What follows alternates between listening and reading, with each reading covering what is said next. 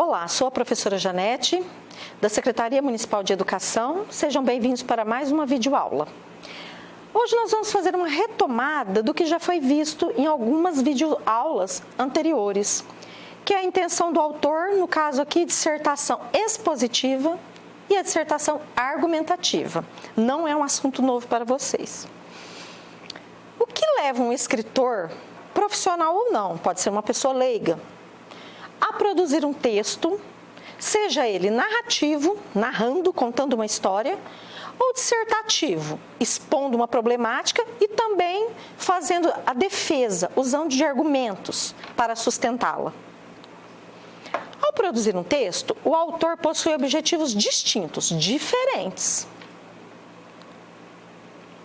Quando ele quer quando ele quer escrever um texto narrativo,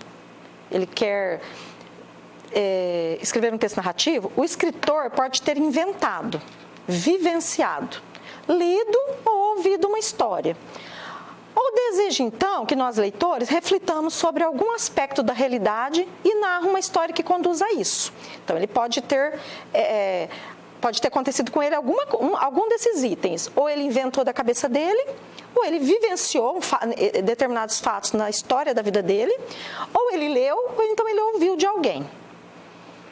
Os textos narrativos partem de fatos, acontecimentos, personagens, tempo, espaço, que é a localização onde os personagens atuam. Há mudanças nesses fatos. Progressão nos acontecimentos que conduzem a um clímax, né? aquele momento, o ápice da história, e a um desfecho, um encerramento, uma conclusão. Esse é o texto narrativo. Dissertativo.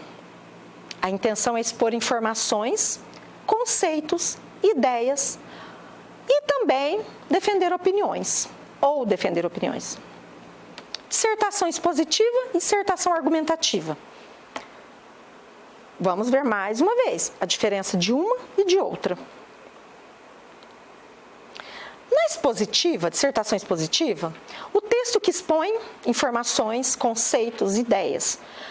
Porém, sua finalidade é explicar, interpretar, informar, mostrar.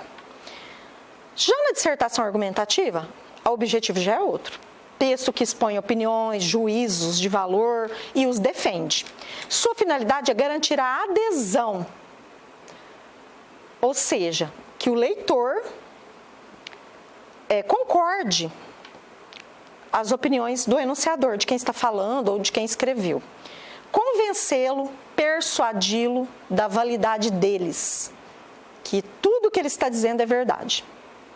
Além da dissertação, vários outros gêneros textuais, artigos de jornal, carta de leitores, certos tipos de crônicas. Lembrem? Crônicas, que são aquelas histórias, aqueles contos curtos que contam, os assuntos são sempre do dia a dia, do cotidiano, e geralmente de cunho engraçado.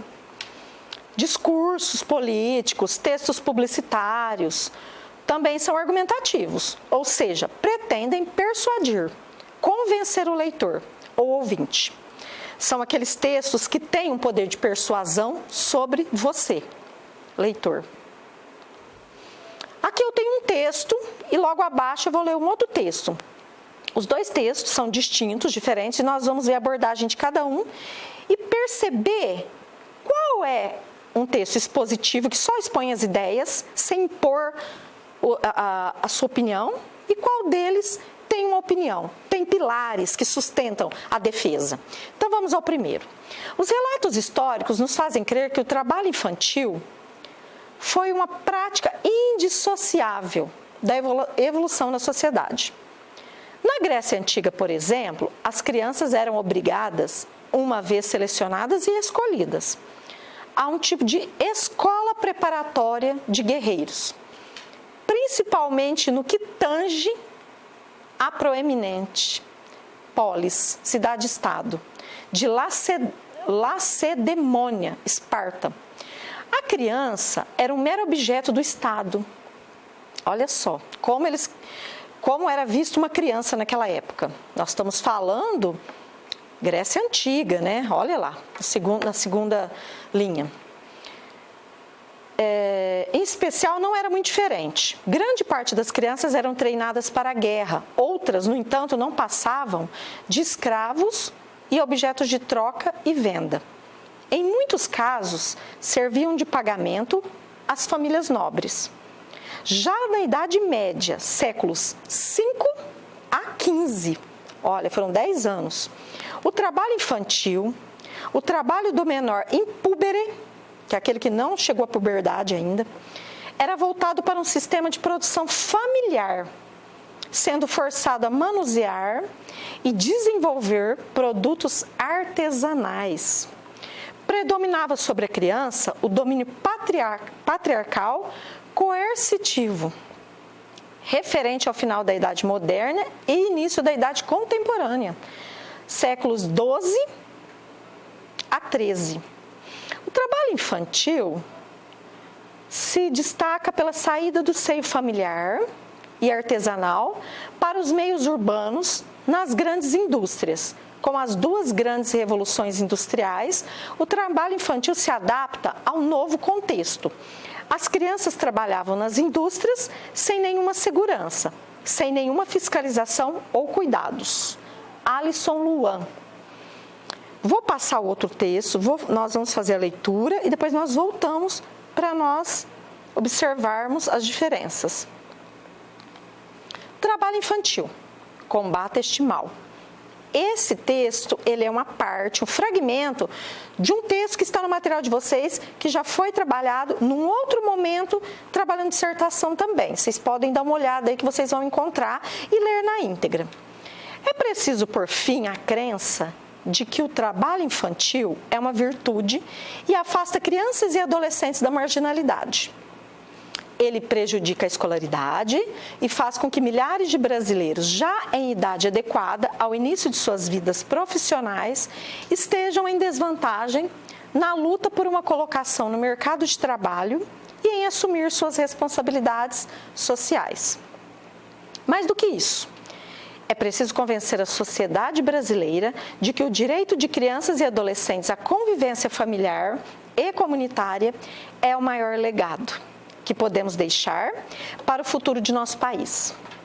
Portanto, precisamos garantir que nossas crianças se livrem do fardo, aquele peso, do trabalho infantil para viver de forma plena a sua infância, com tempo para brincar, aprender e também ensinar.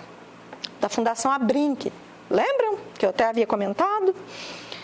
Então, analisando os dois textos, o que vocês aí do outro lado, vocês pensam?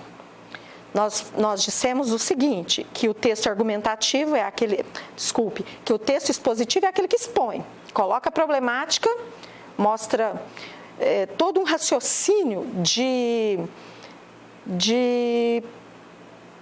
não de argumentação, mas de exposição mesmo. E o argumentativo mostra também a problemática, a tese, porém há os argumentos. E aí, o que vocês acham? Vamos voltar no primeiro?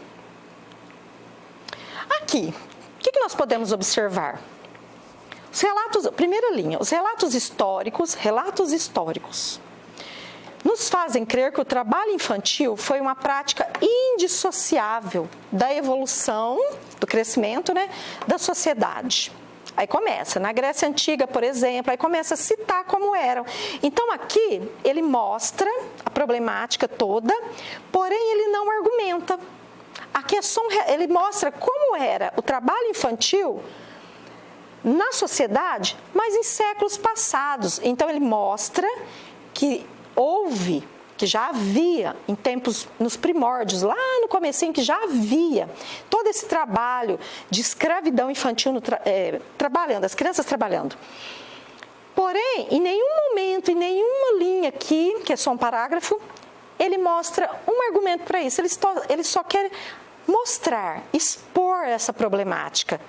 Claro que em cima dessa exposição nós poderemos criar argumentos e provar que isso é um fato concreto, correto, certo, mas não é o caso agora. Diferentemente, né, no texto 2, nesse texto aqui do trabalho infantil, combate este mal, nós já vemos assim bem claramente a problemática no início. É preciso pôr fim à crença, quer dizer, nós temos que esquecer isso, de que o trabalho infantil é uma virtude, é algo bom, positivo, e afasta as crianças e adolescentes da marginalidade. Pronto, a problemática está aí.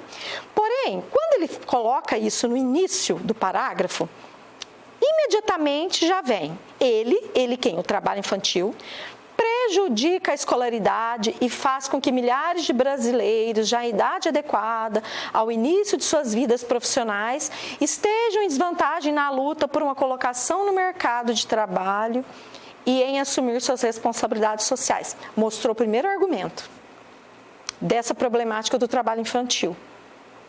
Em quem se implica esse trabalho infantil? Que vai ser ruim para a criança? Aí no segundo parágrafo. Mais do que isso, é preciso convencer a sociedade brasileira de que o direito de crianças e adolescentes à convivência familiar e comunitária é o maior legado. Outro argumento sólido que podemos deixar para o futuro de nosso país. Portanto, precisamos garantir que nossas crianças se livrem do fardo do trabalho infantil. Ele coloca um juízo de valor, que é pesado. O trabalho infantil é pesado. Pesado, literalmente falando, porque dependendo do trabalho que uma criança faz, ele realmente pega peso. E pesado porque é cansativo, né? No outro sentido. Do trabalho infantil para viver de forma plena, tranquila a sua infância, com tempo para brincar, aprender e também ensinar. Temos aqui no segundo parágrafo um outro argumento. Então, ficou provado, através de argumentos sólidos, concretos, que o trabalho infantil é prejudicial. Quando nós olhamos o título, automaticamente nós já podemos pensar que é um texto argumentativo, é uma dissertação argumentativa. Ficou claro? Alguma dúvida? Quem tiver dúvida, tirar as dúvidas com seus professores, respectivos professores. E por aqui nós acabamos a nossa aula. Agradeço imensamente a participação de vocês do outro lado. Nos prestigiem, assistam às videoaulas, revejam novamente, façam as atividades em casa, enviem para os seus professores e até a próxima aula. Um grande abraço.